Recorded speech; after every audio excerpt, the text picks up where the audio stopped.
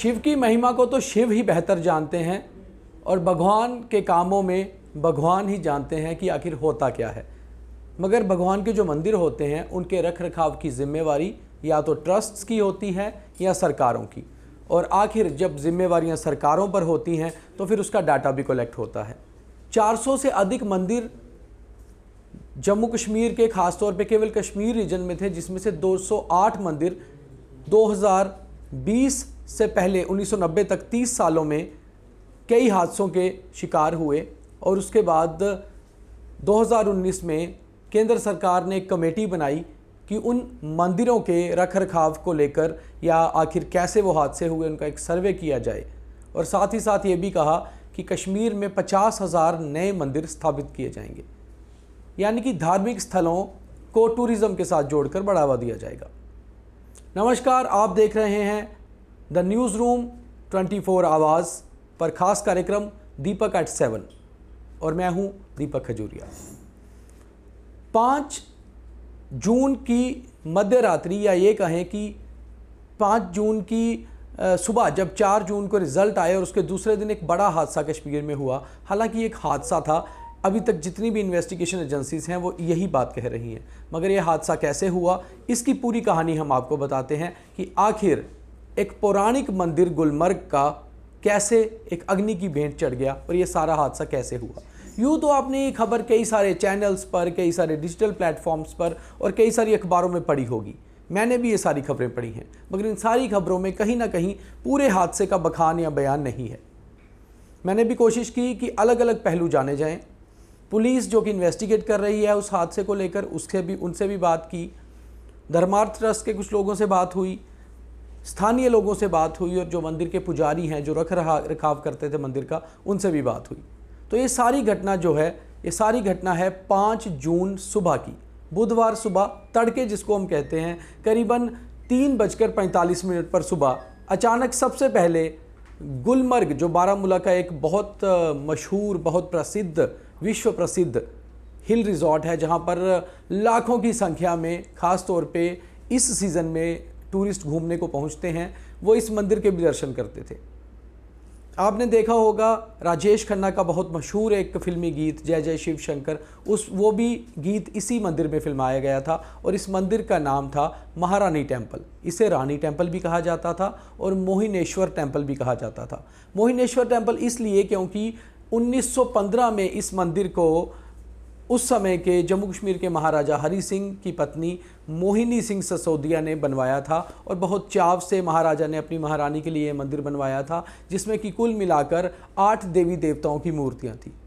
भगवान शिव पार्वती शिव परिवार के सहित स्थापित थे, उसके साथ शिवलिंग थे और बाकी अन्य देवी देवताओं की भी मूर्तियाँ थी। तस्वीरों में आप देख रहे होंगे मंदिर कितना खूबसूरत था और इस मंदिर की आकृति खास तौर पे इस तरह से बनाई गई थी कि आप गुलमर्ग के किसी भी कॉर्नर पर जाके देखें, ये मंदिर आपको साफ दिखाई देता था।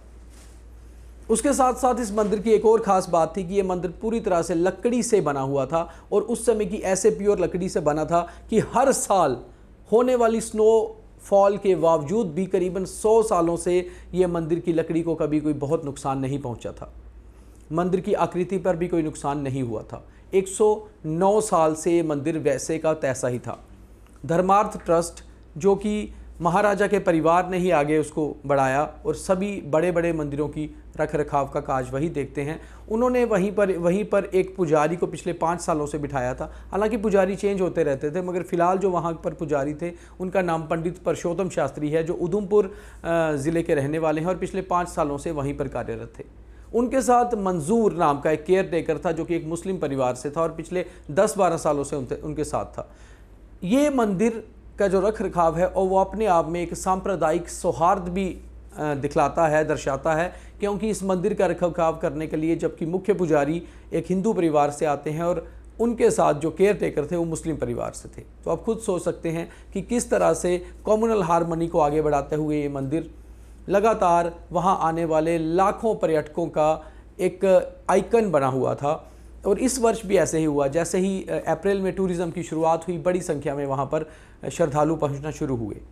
हादसे की बात अगर शुरुआत करें तो सबसे पहले जो हादसे की जानकारी है वो वहाँ पर गुलमर्ग के आसपास जो सेना है उनको मिली। जब उन्होंने कुछ लपटें निकलती हुई मंदिर से देखी तो तुरंत सेना के कुछ जवान वहाँ पहुँचे।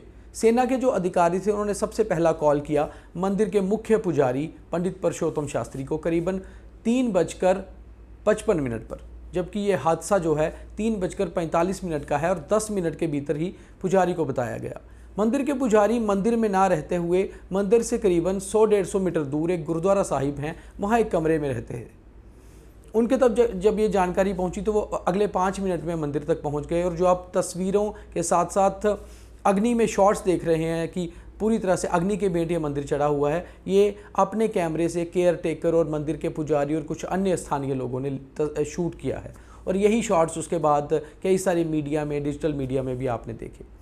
उसके बाद सेना ने तुरंत कार्रवाई करते हुए स्थानीय पुलिस के साथ साथ फायर ब्रिगेड को भी बुलाया और फायर ब्रिगेड का एक बड़ा अमला वहां पहुंच गया, क्योंकि मंदिर बिल्कुल मुख्य में स्थापित था और मंदिर के आसपास कोई भी रिहायशी इलाका नहीं था, इसलिए बड़ा नुकसान किसी दूसरे रिहायशी इलाके को तो नहीं हुआ। मगर इसका एक नुकसान मंदिर को अधिक इसलिए पहुंचा क्योंकि मंदिर एक खाली जगह में था और वहां पर आग की लपटें अधिक पहुंची, हवा के कारण आग ज़्यादा फैली और जितना भी जो अंदर जो जितनी भी मूर्तियाँ थी, जितने भी आइडल्स अंदर थे, वो सभी खंडित हो गए। एक जानकारी हमारे पास ये भी है सूत्रों के हवाले से, हालांकि हम सूत्रों की सभी जानकारियों को कंफर्म नहीं करते, मगर जो हमारे पास जानकारियां हैं इसको हमने क्रॉस चेक किया है कि मंदिर के अंदर जो दानपत्र 4 दानपत्र पड़े हुए थे वो काफ़ी पैसों से, नोटों से भरे हुए थे, क्योंकि जो भी मंदिर में पर्यटक माथा टेकने आते थे वो तकरीबन चढ़ावा वहाँ पर चढ़ाते थे। प्रसाद के अलावा लोग अपनी श्रद्धा से हमेशा पैसों का दान तकरीबन धार्मिक स्थलों पर किया करते हैं, ऐसा तो जग जाहिर है। वो भी सभी अंदर ही पड़े हुए थे। पूरा मंदिर लकड़ी का होने के कारण 100% डैमेज भी मंदिर को हुआ है। इस मंदिर की जब ये घटना हुई तो उसके बाद काफ़ी सारी ये भी आवाज़ निकल कर आई कि क्या ये एक हादसा है या कोई शरारत भी हो सकती है, मगर पुलिस ने इसके ऊपर गहन जांच की। मंदिर के पुजारी और मंदिर के केयर टेकर से अलग अलग बयान भी लिए, जो वहाँ पर आई विटनेस पहुँचे थे उनसे भी बयानबाजी की गई, जो सेना के लोग सबसे पहले पहुँचे थे उनके भी बयान दर्ज किए गए और आखिर पुलिस के आला अधिकारी इस नतीजे पर पहुँचे कि एक शॉर्ट सर्किट के कारण एक बड़ा हादसा हुआ। जिस दिन ये हादसा हुआ उससे एक शाम पहले भीषण तूफान, आंधी और रात को बिजली चमकने की काफ़ी सारी घटनाएं गुलमर्ग में हुई।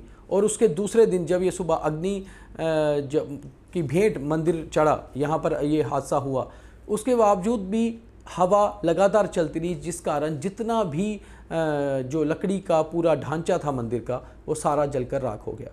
मंदिर को रिकंस्ट्रक्ट करने की बात है, मगर ये रिकंस्ट्रक्ट नहीं, ये मंदिर की फ्रेश कंस्ट्रक्शन होगी। हालांकि जितनी भी खंडित मूर्तियाँ थी उनको पूरे जो सनातन धर्म की जितना भी धार्मिक जो आस्था रहती है उस तरीके से उसको आगे उनको प्रवाहित किया गया और अब मंदिर को एक नए रूप से तैयार किया जाएगा। हालांकि मंदिर को उसी रूप में तैयार करना बहुत कठिन होगा, क्योंकि मंदिर की जो आकृति थी लकड़ी से बनी हुई थी और उस समय की, आज से 109 साल पुरानी जो लकड़ी की जो कारीगरी थी या वो जो लकड़ी की क्वालिटी थी, वैसी क्वालिटी मेंटेन शायद नहीं हो पाए। मगर बड़ी दिक्कत वाली बात यह है कि अब मंदिर का 100% डैमेज होने के कारण इसे केवल और केवल फ्रेश कंस्ट्रक्शन ही किया जा सकता है, इसको रिकंस्ट्रक्ट करने का कोई भी चांस बाकी नहीं बचा हुआ।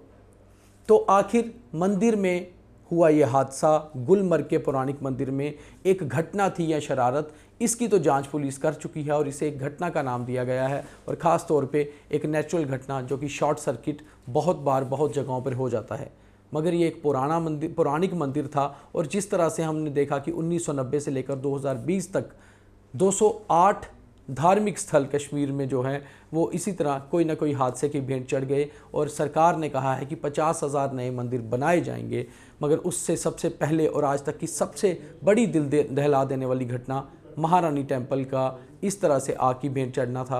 मगर अब ये मंदिर कब बनकर तैयार होगा, इसकी भी डेडलाइन स्थापित एक ख़ास तौर पे करनी पड़ेगी और ये भी बताना पड़ेगा कि आखिर क्या ये मंदिर उसी आकृति में वापस आएगा। कई बार ऐसे हादसे होते हैं जो दिल को दहला देते हैं और जांच में सामने ये निकल कर आता है कि एक हादसा था। चाहे ये हादसा था, मगर ये सारी कहानी थी गुलमर्ग मंदिर में हुए हादसे की, जो मैंने आपके तक पहुंचाई। तो कई बार ऐसी कहानियाँ दिल को ठेस तो पहुंचाती हैं, मगर सच्ची कहानी होती हैं और हादसे होते हैं, उस पर इंसान कुछ भी नहीं कर सकता। फिर बात वहीं ख़त्म होती है जहाँ से शुरू हुई थी कि शिव की महिमा को शिव ही बेहतर जानते हैं। कल दोबारा किसी डिटेल स्टोरी के साथ दोबारा दीपक @7 में मिलेंगे। तब तक के लिए लगातार द न्यूज़ रूम 24 आवाज़ को देखते रहिए। हमारे सभी कार्यक्रम आपको कैसे लगते हैं ये बताते रहिए और लगातार बेल आइकन दबाकर हमारा उत्साह बढ़ाते रहिए। बहुत धन्यवाद।